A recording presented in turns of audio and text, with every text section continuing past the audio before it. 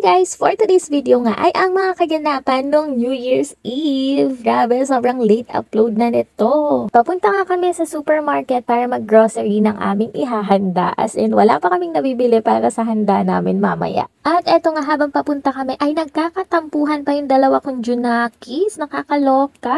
At eto nga, andito na kami sa mall. Ang ambag lang namin dito ay samahan si mama mag-grocery dahil si mama talaga yung mag-grocery. Sobrang dami ng tao dito sa supermarket kasi naman tayong mga Pilipino ang ugali natin yung kailang malapit na yung okasyon tsaka lang tayo mamimili. Yung mga binili nga ni mama is yung mga na-marinate na kasi nga wala na tayong time magbabad pa ng mga manok at baboy. Ay, baboy lang pala. Hindi nga kami naghahanda ng manok pag New Year kasi sabi nga nila, wag daw maghanda ng manok. Ewan ko ba? Basta kasabihan nila. Eto nga, kahit namimili pa si mama ay pumila na kami dahil sobrang haba ng pila sa counter. Yung konti lang yung bibilin mo pero yung pagpila mo, mga isang oras, ganon. Eto nga, andito na kami sa bahay at dahil nga dumating yung order kong masilya, ayan, nagmasilya muna ako. O diba, New Year na New Year, nagmamasilya ako ng bahay namin. Nakakaloka.